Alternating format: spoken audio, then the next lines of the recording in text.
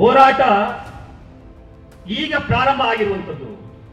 ಬಹುತೇಕರು ಅಂದ್ಕೊಂಡಿದ್ದಾರೆ ಇದು ಹೋರಾಟದ ಅಂತಿಮ ಹಂತ ಅಂತ ಹೇಳಿ, ಆದರೆ ಹೋರಾಟ ಈಗ ಶುರುವಾಗಿದೆ. ಅಂದಾಜು 2-2.5 ಕೋಟಿ ಜನರಿಗೆ ಉದ್ಯೋಗವನ್ನ ಸೃಷ್ಟಿ ಮಾಡಿಕೊಟ್ಟಂತವರು ಧರ್ಮಸ್ಥಳದ ಪೂಜ್ಯ ಕಾವಂದರು. ಎಷ್ಟೋ ಜನ ಕುಡಿದು ಚರಂಡಿಯಲ್ಲಿ ಬಿದ್ದುಕೊಂಡು ಇಡೀ ಸಮಾಜ ಅವರನ್ನ ಬಹಿಷ್ಕರಿಸಿದಂತ ಹೊತ್ತಿನಲ್ಲಿ ಅವರನ್ನ ಆ ಚರಂಡಿಯಿಂದ ಎತ್ತಿಕೊಂಡು ಹೋಗಿ ಮಧ್ಯವರ್ಜನ ಶಿಬಿರಕ್ಕೆ ಸೇರಿಸಿ ಈ ಸಮಾಜದಲ್ಲಿ ಒಬ್ಬ ಗಣ್ಯನನ್ನಾಗಿ ಮಾಡಿದ್ರೆ ಪೂಜ್ಯ ಕಾವಂದರು. ನಾವು ಕೂಡ ಸೌಜನ್ಯಗಳ ಪರವಾಗಿಯೇ ಹೋದವರು. ಯಾವ ದಿವಸ ನಾವು ಸೌಜನ್ಯಗಳ ಪರವಾಗಿ ಹೋಗಿದ್ದೇವೆ, ಇವತ್ತಿನ ತನಕವೂ ಕೂಡ ನಾವು ಸೌಜನ್ಯಗಳ ಪರವಾಗಿಯೇ ಇದ್ದೇವೆ. ಸೌಜನ್ಯ ಎನ್ನುವಂತ ನಿಷ್ಪಾಪಿ ಅಮಾಯಕ ಹೆಣ್ಣಿನ ಹೆಸರನ್ನ ಬಳಸಿಕೊಂಡು ದೌರ್ಜನ್ಯವನ್ನ ಮಾಡುತ್ತಾ ಅತ್ಯಾಚಾರಿಯ ಪರವಾಗಿ ಹೋರಾಟವನ್ನ ಸಂಘಟಿಸಿ ಅಮಾಯಕರ ಹೆಗಲ ಮೇಲೆ ಬಂದೂಕನ್ನ ಇರಿಸಿ ಧರ್ಮಸ್ಥಳದ ಕಡೆಗೆ ಗುರಿಯನ್ನ ನೆಟ್ಟಂತಹ ಪರಮ ಪಾತಕಿಗಳು. ಎಡಪಂಥೀಯರಿಗೆ ಒಬ್ಬ ಸಂಸದ ಇದ್ದಾರೆ, ಕಿಂಗ್ಪಿನ್. ನಾನು ಬಹಿರಂಗವಾಗಿ ಹೇಳ್ತೇನೆ, ಮಾಧ್ಯಮದವರು ವರದಿ ಮಾಡಬಹುದಾದ ಶಶಿಕಾಂತ್ ಸೆಂಥಿಲ್ ಈ ವೇದಿಕೆಯಿಂದ ಅದನ್ನ ಬಹಿರಂಗ ಪಡಿಸ್ತಾ ಇದ್ದೇನೆ. ಆ ಹೆಣ್ಣು ಮಗಳ ಟ್ರಾವೆಲ್ ಹಿಸ್ಟ್ರಿಯನ್ನು ತೆಗಿರಿ. ಅವ್ರು ಯಾವತ್ತು ಡೆಲ್ಲಿಗೆ ಹೋಗಿದ್ರು, ಡೆಲ್ಲಿಗೆ ಹೋಗಿ ಯಾರ ಕೋಣೆಯ ಒಳಗಡೆ ಮೀಟಿಂಗ್ ಕೂತ್ಕೊಂಡಿದ್ರು, ಅವರಿಗೆ ಯಾವ ಸಂಸದ ಟ್ರೈನಿಂಗ್ ಕೊಟ್ಟಿದ್ದ ಎನ್ನುವುದನ್ನ ಮಾಧ್ಯಮದವರು ಬಹಿರಂಗಪಡಿಸಿ. ಶಿವ ಆತ ರುಂಡಮಾಲ ಒಂದು ಬುರುಡೆಯನ್ನು ಕೊಟ್ಟು ಕಳಿಸಿದಾನೆ. ಅವರು ಕ್ಷೇತ್ರದ ಮೇಲಿನ ಎಲ್ಲ ಅಪವಾದ ಆ ಬುರುಡೆಯ ಮೂಲಕವೇ ತೊಡಗಿ ಬಿಡ್ತಾರೆ. ನಿನ್ನೆ ಶಬರಿಮಲೆ ಟಾರ್ಗೆಟ್ ಮಾಡಿದ್ರು, ಇಶಾ ಫೌಂಡೇಶನ್ ಟಾರ್ಗೆಟ್ ಮಾಡಿದ್ರು, ತಿರುಪತಿಯ ತಿಮ್ಮಪ್ಪನನ್ನ ಟಾರ್ಗೆಟ್ ಮಾಡಿದ್ರು, ಸದ್ಗುರು ಅವರನ್ನ ಇಶಾ ಫೌಂಡೇಶನ್ ಮೂಲಕ ಟಾರ್ಗೆಟ್ ಮಾಡಿದ್ರು. ಇವತ್ತು ಧರ್ಮಸ್ಥಳಕ್ಕೆ ಬಂದಿದ್ದಾರೆ, ನಾಳೆ ಶೃಂಗೇರಿಗೆ ಬರ್ತಾರೆ, ನಾಡಿದ್ದು ಕೊಲ್ಲೂರಿಗೆ ಬರ್ತಾರೆ. ನೀವು ಅದೆಲ್ಲ ದೂರ ಅಂತ ಹೇಳಿ ನೋಡ್ತಾ ಇದ್ರೆ ನಾಡಿದ್ದು ನಿಮ್ಮ ಮನೆಯ ಅಂಗಳದಲ್ಲಿರುವಂತ ದೈವದ ಗುಡಿಯನ್ನು ಹೊಡಿರಿ ಅಂತ ಹೇಳ್ತಾರೆ. ಎಚ್ಚರರಾಗಿ, ಜಾಗೃತರಾಗಿ ಅಂತ ಹೇಳ್ತಾ, ಈ ಪ್ರಕರಣದ ಹಿಂದೆ ಭಯೋತ್ಪಾದಕ ಚಟುವಟಿಕೆಗಳಿದೆ. ಖಂಡಿತವಾಗಿಯೂ ಇದಕ್ಕೆ ವಿದೇಶಿ ಹಣಗಳ ವಿನಿಯೋಗ ಆಗಿದೆ. ಇಲ್ಲಿನ ತನಿಖೆಗಳ ಬಗ್ಗೆ ನಮಗೆ ಯಾವ ಆಕ್ಷೇಪ ಇಲ್ಲ. ನಿಜವಾಗಿಯೂ ಇದು NIA ತನಿಖೆಗೆ ಒಳಪಡಲೇಬೇಕು. ಕಾನೂನು ನೀಡುವಂತಹ ಶಿಕ್ಷೆಯ ಪ್ರಮಾಣ ಸಣ್ಣದಿರಬಹುದು, ಆದರೆ ಒಡೆಯ ಮಂಜುನಾಥನ ಸನ್ನಿಧಾನದಲ್ಲಿರುವಂತಹ ಧರ್ಮದೈವ ಅಣ್ಣಪ್ಪ ಸ್ವಾಮಿ ಇದಾನಲ್ಲ, ಆ ಅಣ್ಣಪ್ಪ ಸ್ವಾಮಿ ಕೊಡುವಂತ ಶಿಕ್ಷೆ ಅತ್ಯಂತ ಉಗ್ರವಾಗಿರ್ತದೆ. ಒಂದು 2-3 ದಿನಗಳ ಈಚೆಗೆ ಮತ್ತೆ ಅವರ ಕಣ್ಣಲ್ಲಿ ಹನಿಗಳಿತ್ತು. ಅದು ನೋವಿನ ಕಣ್ಣೀರಲ್ಲ, ಆನಂದ ಬಾಷ್ಪದ ಹನಿಗಳದು. ಸತ್ಯ ಅಲ್ವಾ ಇದು?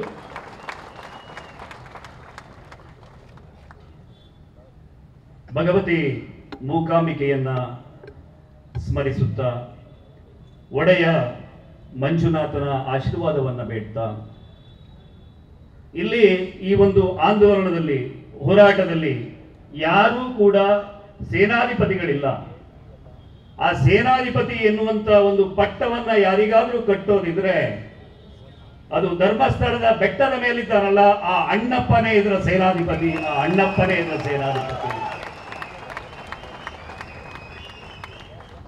ಕೋಡಾಜಯ ರಾಕೇಶ್ ಎನ್ನುವಂತ ಒಬ್ಬ ಸೋಷಿಯಲ್ ಮೀಡಿಯಾದ ಗೆಳೆಯ ಒಂದು ಪೋಸ್ಟ್ ಅನ್ನ ಮಾಡ್ತಾನೆ ಫೇಸ್ಬುಕ್ ನಲ್ಲಿ. ನಿಮ್ಮ ಮನೆಯಲ್ಲಿ ಅಣ್ಣಪ್ಪನಿಗೆ ಒಂದು ಕಾಯಿಯನ್ನ ತೆಗೆದಿಡಿ, ಸತ್ಯ ದರ್ಶನವನ್ನ ಮಾಡು ಅಂತ ಹೇಳಿ ಪ್ರಾರ್ಥನೆಯನ್ನ ಮಾಡಿ, ಯಾರು ಸುಳ್ಳನ್ನ ಸಾಕ್ತಾ ಇದ್ದಾರೆ ಅವರಿಗೆ ಶಿಕ್ಷೆಯನ್ನು ಕೊಡು ಅಂತ ಹೇಳಿ ಪ್ರಾರ್ಥನೆಯನ್ನ ಮಾಡಿ ತೆಗೆದಿಡಿ ಅಂತ ಹೇಳಿ ರಾಕೇಶ್ ಕೋಡಾಜೆ ಅಂತ ನನ್ನ ನೆನಪು ಆ ಪೋಸ್ಟ್ ಹಾಕಿದ ದಿವಸ ಅದರ ಮರುಕ್ಷಣದಿಂದಲೇ ಕೌಂಟ್ ಡೌನ್ ಸ್ಟಾರ್ಟ್ ಆಗಿಬಿಟ್ಟಿದೆ. ಪುಣ್ಯಕ್ಷೇತ್ರ ಸಂರಕ್ಷಣಾ ಸಮಿತಿ ಇವತ್ತು ಧರ್ಮಸ್ಥಳದಲ್ಲಿ ಒಂದು ಬೃಹತ್ ಸಮಾವೇಶವನ್ನ ಮಾಡಬೇಕು ಎನ್ನುವ ಯೋಚನೆಯಲ್ಲಿತ್ತು. ಆದರೆ ನಮಗೆ ನಿಮ್ಮಿಂದ ಒದಗಿ ಬಂದಂತಹ ಒಂದು ಪ್ರೋತ್ಸಾಹ, ನೀವು ಸಾಗರದಂತೆ ಸೇರುವಂತಹ ಸೂಚನೆ ಸಿಕ್ಕ ಕಾರಣಕ್ಕೆ ರಾಜ್ಯದ ರಾಜಧಾನಿಯಲ್ಲಿ ಅದಕ್ಕೆ ಚಾಲನೆಯನ್ನ ಕೊಟ್ಟು ಲಕ್ಷೋಪಲಕ್ಷ ಸಂಖ್ಯೆಯಲ್ಲಿ ನಾವು ಮತ್ತೆ ಧರ್ಮಸ್ಥಳದಲ್ಲಿ ದಿಗ್ವಿಜಯ ಯಾತ್ರೆಯನ್ನ ಮಾಡಬೇಕು ಎನ್ನುವ ಸಂಕಲ್ಪವನ್ನು ಮಾಡಿದ್ದೇವೆ. ಬಂಧುಗಳೇ, ಹೋರಾಟ ಈಗ ಪ್ರಾರಂಭ ಆಗಿರುವಂಥದ್ದು.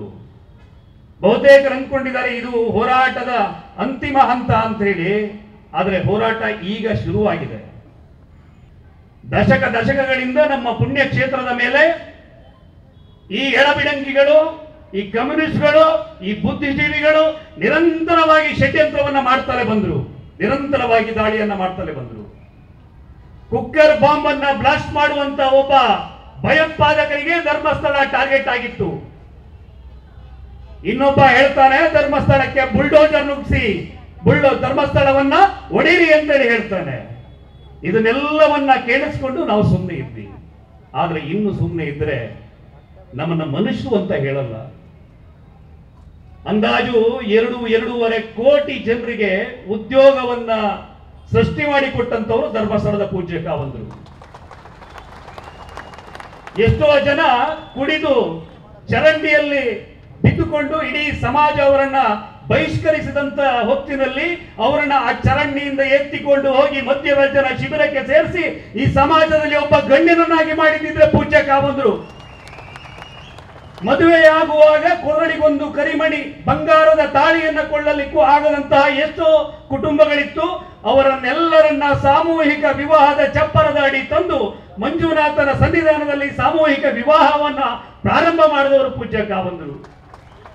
ನಮ್ಮ ತಾಯಂದರಿಗೆ ಯಾವ ಆರ್ಥಿಕ ಶಕ್ತಿಯೂ ಇಲ್ಲದ ಸಂದರ್ಭಗಳಲ್ಲಿ ನಾವಿದ್ದೇವೆ ಅಂತ ಹೇಳಿ ಬ್ಯಾಂಕಿಗೆ ಶ್ಯೂರಿಟಿಯನ್ನ ಹಾಕಿ 50,000ದಿಂದ 2-3-5 ಲಕ್ಷದ ತನಕ ಅವರಿಗೆ ಸಾಲವನ್ನ ನೀಡಿ ಅವರ ಸ್ವಾಭಿಮಾನಿ ಸ್ವಾವಲಂಬಿ ಬದುಕಿಗೆ ಶಕ್ತಿಯನ್ನ ತುಂಬಿದವರು ಪೂಜ್ಯ ಕಾವಂದರು. ಇಂತಹ ಕಾವಂದರು ಇವರ ಕಣ್ಣನ್ನ ಕುಕ್ಕಿದರು. ಯಾಕೆ ಎಡಚರರು ಧರ್ಮಸ್ಥಳದ ಮೇಲೆ ದಾಳಿಯನ್ನ ಮಾಡ್ತಾರೆ ಅಂತ ನೀವು ಕೇಳಬಹುದು.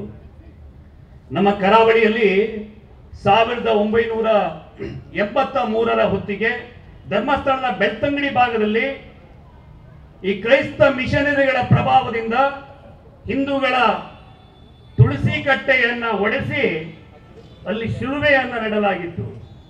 ಗ್ರಾಮಾಭಿವೃದ್ಧಿ ಯೋಜನೆ ಹಳ್ಳಿಗಳಿಗೂ ಹೋಗಿ ಯಾವ ಆಮಿಷಗಳಿಗೂ ಬಲಿಯಾಗದಂತೆ ನೋಡಿಕೊಂಡ ನಂತರ ಒಡೆಸಿದ ತುಳಸಿ ಕಟ್ಟೆಗಳು ಪವಿತ್ರವಾಗಿ ಮತ್ತೆ ಆ ಮನೆಯ ಅಂಗಳದಲ್ಲಿ ಎದ್ದು ನಿಲ್ಲುವಂತೆ ಮಾಡಿದ್ದು ಧರ್ಮಸ್ಥಳದ ಗ್ರಾಮಾಭಿವೃದ್ಧಿ ಯೋಜನೆ. ತಮಿಳುನಾಡು ಕೇರಳದಿಂದ ಮೈಕ್ರೋ ಫೈನಾನ್ಸ್ ನ ಬಡ್ಡಿ ದಂಧೆಕೋರರು ತಮ್ಮ ಕಾಳಧನವನ್ನ ನಮ್ಮಲ್ಲಿನ ಹಳ್ಳಿಯಲ್ಲಿರುವಂತಹ ಬಡವರಿಗೆ ಕೊಟ್ಟು ಚಕ್ರ ಬಡ್ಡಿಯನ್ನ ವಸೂಲಿ ಮಾಡ್ತಾ ಇದ್ರು. ಮಾತೆಯರ ಮಾನವನ್ನ ಕಳೀತಾ ಇದ್ರು. ಆ ಸಂದರ್ಭದಲ್ಲಿ ಆರ್ಥಿಕ ಸ್ವಾವಲಂಬನೆಯನ್ನ ಕಟ್ಟಿಕೊಟ್ಟಿದ್ದು ಧರ್ಮಸ್ಥಳದ ಗ್ರಾಮಾಭಿವೃದ್ಧಿ ಯೋಜನೆ. ಕರಾವಳಿಯ ಆ ಮಲೆ ಸೆರಗಿನ ಉದ್ದಕ್ಕೂ ನಕ್ಸಲರು ಬೀಡು ಬಿಟ್ಟಿದ್ರು. ಆ ನಕ್ಸಲ್ ಚಟುವಟಿಕೆ ಬೆಳೆಯದಂತೆ ತಡೆದದ್ದು ನಮ್ಮ ಧರ್ಮಸ್ಥಳದ ಗ್ರಾಮಾಭಿವೃದ್ಧಿ ಯೋಜನೆ ಅಂತ ಹೇಳಿ ನನಗೆ ಇವತ್ತು ಹೆಮ್ಮೆ ಇದೆ. ನಾವು ಭೂತಾರ ನೆಲದಿಂದ ಬಂದವರು. ನಮ್ಮಲ್ಲಿನ ದೈವ ಕಾಲಿಗೆ ಗಂಗನ ಹಾಕಿ ಕೈಯಲ್ಲಿ ಕಟ್ಸಾಲೆ ಹಿಡಿದು ಆಡಿ ಬಂದಾಗ ಹೇಳುವಂತದ್ದು, ಹೋಗು ಒಡೆಯ ಧರ್ಮದೊಡೆಯನ ಸನ್ನಿಧಾನಕ್ಕೆ ಅಂತ ಹೇಳಿ. ಧರ್ಮಸ್ಥಳ ಒಂದು ರೀತಿಯಲ್ಲಿ ಇಡೀ ಒಂದು ದೈವಾರಾಧಕರ ಒಂದು ಹೆಡ್ ಕ್ವಾರ್ಟರ್ಸ್ ತರ ಆ ಧರ್ಮಸ್ಥಳದ ಭಕ್ತಿಯನ್ನ, ಶ್ರದ್ಧೆಯನ್ನ, ಗೌರವವನ್ನ, ಭಾವನೆಯನ್ನ ಒಡೆದು ಬಿಟ್ರೆ ಇಡೀ ಕರಾವಳಿಯ ದೈವಿಕತೆಯ ನೆಲೆಗಟ್ಟನ್ನೇ ಒಡೆದ ಹಾಗಾಗ್ತದೆ ಎನ್ನುವಂತ ಷಡ್ಯಂತ್ರದ ಕಾರಣಕ್ಕೆ ಇವರು ಧರ್ಮಸ್ಥಳವನ್ನ ಟಾರ್ಗೆಟ್ ಮಾಡಿದ್ದಾರೆ. ಬಂಧುಗಳೇ, ನಾನಿವತ್ತು ಹೆಚ್ಚು ಮಾತಾಡೋದಿಲ್ಲ. ಚಕ್ರವರ್ತಿ ಸೂಲಿಬೆಲೆಯಣ್ಣವರು ದಿಕ್ಸೂಚಿ ಮಾತಾಡ್ತಾರೆ. ಬಹಳ ವಿಶೇಷವಾಗಿ ನಿಮ್ಮನ್ನ ಇವತ್ತು ಉದ್ದೇಶಿಸಿ ಅವರು ಮಾತಾಡ್ಲಿಕ್ಕಿದ್ದಾರೆ. ಸೌಜನ್ಯ ಎನ್ನುವಂತ ನತದ್ರಷ್ಟ ಬಾಲಕಿಯ ಮೇಲೆ ದೌರ್ಜನ್ಯ ಆದಾಗ ಆಕೆಯ ಪರವಾಗಿ ಒಂದಷ್ಟು ಜನ ಹೋರಾಟ ಮಾಡ್ತಾ ಇದ್ದಾರೆ ಎನ್ನುವಂತ ಭಾವನೆಯಲ್ಲಿ ನಾನು ಒಂದು ವರದಿಯನ್ನ ಮಾಡಲಿಕ್ಕೆ ನನ್ನ ಸ್ನೇಹಿತರ ಜೊತೆಗೆ ಧರ್ಮಸ್ಥಳಕ್ಕೆ ಹೋಗಿರುವುದೇ ಹೊರತು ಧರ್ಮಸ್ಥಳದ ಧರ್ಮಾಧಿಕಾರಿಗಳ ಕುಟುಂಬದವರಾಗ್ಲಿ ಯಾರೂ ಕೂಡ ನನ್ನನ್ನು ಆಹ್ವಾನ ಮಾಡಲಿಲ್ಲ. ನೀವು ಬನ್ನಿ, ನಿಮಗೆ ದುಡ್ಡು ಕೊಡ್ತೇವೆ. ಇವರೆಲ್ಲ ಹೇಳ್ತಾ ಇದ್ರಲ್ಲ ಪೇಮೆಂಟ್ ಗಿರಾಕಿ ಅಂತೇಳಿ. ನಾವು ಕೂಡ ಸೌಜನ್ಯಳ ಪರವಾಗಿಯೇ ಹೋದವರು. ಯಾವ ದಿವಸ ನಾವು ಸೌಜನ್ಯಳ ಪರವಾಗಿ ಹೋಗಿದ್ದೇವೆ, ಇವತ್ತಿನ ತನಕವೂ ಕೂಡ ನಾವು ಸೌಜನ್ಯಳ ಪರವಾಗಿಯೇ ಇದ್ದೇವೆ. ಸೌಜನ್ಯಳ ಪರವಾಗಿ ಅಂತ ಹೇಳ್ತಾ ಅತ್ಯಾಚಾರಿಯ ಪರವಾಗಿ ಹೋರಾಟ ಮಾಡಿದವರು ಅವರು ಇವತ್ತು ಜೈಲಿಗೆ ಪೆರೇಡ್ ನಡೆಸ್ತಾ ಇದ್ದಾರೆ. ಅವ್ರು ಯಾರು ಕೂಡ ಸೌಜನ್ಯಳ ಪರವಾಗಿ ಹೋರಾಟ ಮಾಡಿದ್ದಲ್ಲ. ಸೌಜನ್ಯ ಎನ್ನುವಂತ ನಿಷ್ಪಾಪಿ ಅಮಾಯಕ ಹೆಣ್ಣಿನ ಹೆಸರನ್ನ ಬಳಸಿಕೊಂಡು ದೌರ್ಜನ್ಯವನ್ನ ಮಾಡುತ್ತಾ ಅತ್ಯಾಚಾರಿಯ ಪರವಾಗಿ ಹೋರಾಟವನ್ನ ಸಂಘಟಿಸಿ ಅಮಾಯಕರ ಹೆಗಲ ಮೇಲೆ ಬಂದೂಕನ್ನ ಇರಿಸಿ ಧರ್ಮಸ್ಥಳದ ಕಡೆಗೆ ಗುರಿಯನ್ನ ನೆಟ್ಟಂತಹ ಪರಮ ಪಾತಕಿಗಳು. ಬಂಧುಗಳೇ, ನಿಮಗೆ ಸತ್ಯ ಏನು ಎನ್ನುವುದು ಗೊತ್ತಾಗಿದೆ. ಯಾವುದೋ ಒಂದು ಅಸಹಾಯಕತೆಯಲ್ಲಿರುವಂತಹ ಹೆಣ್ಣು ಮಗಳು ನನ್ನ ಕುಟುಂಬದ ವ್ಯಾಜ್ಯದ ಬಗ್ಗೆ ಬಂದು ಇವರಲ್ಲಿ ರಿಕ್ವೆಸ್ಟ್ ಅನ್ನ ಮಾಡಿಕೊಂಡಾಗ ಆಕೆಯನ್ನ ಧರ್ಮಸ್ಥಳದ ವಿರುದ್ಧ ಎತ್ತಿ ಕಟ್ಟುವ ದಾಳವನ್ನು ಹಾಕಿಸ್ಕೊಳ್ತಾನೆ. ಆಕೆಯನ್ನ ಡೆಲ್ಲಿಗೆ ಫ್ಲೈಟ್ ಮೂಲಕ ಕರ್ಕೊಂಡು ಹೋಗಿ ಎಡಪಂಥೀಯರಿಗೊಬ್ಬ ಸಂಸದ ಇದ್ದಾನೆ ಕಿಂಗ್ ಪಿನ್. ನಾನು ಬಹಿರಂಗವಾಗಿ ಹೇಳ್ತೇನೆ, ಮಾಧ್ಯಮದವರು ವರದಿ ಮಾಡಬಹುದು ಅದನ್ನ. ಶಶಿಕಾಂತ್ ಸೆಂಥಿಲ್ ಈ ವೇದಿಕೆಯಿಂದ ಅದನ್ನ ಬಹಿರಂಗ ಪಡಿಸ್ತಾ ಇದ್ದೇನೆ.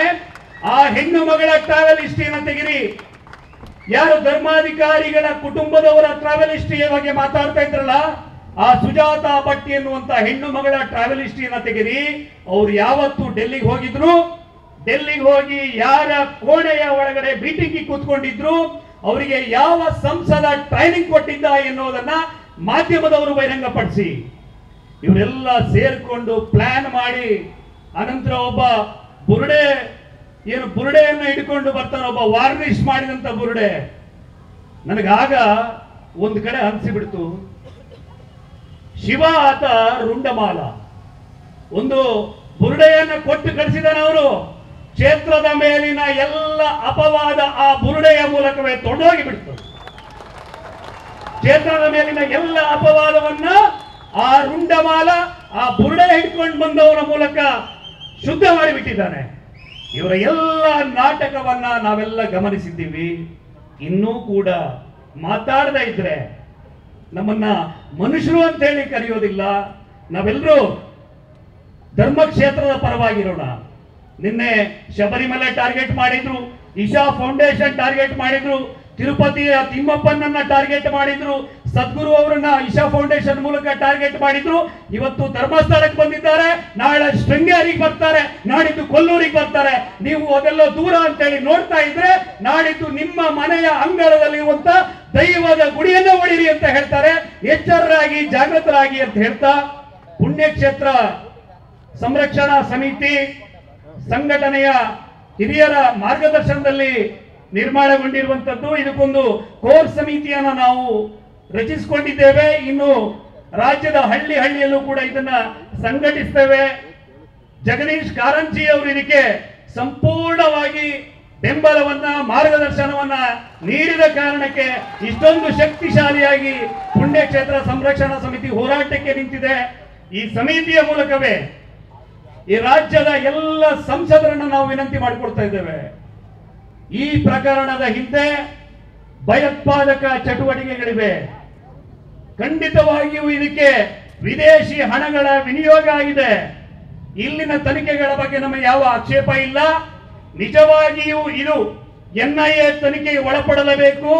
ಆ ತನಿಖೆಯ ಮೂಲಕ ಯಾರ್ಯಾರು ಇದರ ಹಿಂದಿದ್ದಾರೆ ಎಲ್ಲರೂ ಕೂಡ ಶಿಕ್ಷೆಯನ್ನು ಅನುಭವಿಸಬೇಕು ಅಂತ ಹೇಳ್ತಾ ಕೊನೆಯ ಒಂದು ಮಾತನ್ನ ಹೇಳ್ತೇನೆ ಬಂಧುಗಳೇ.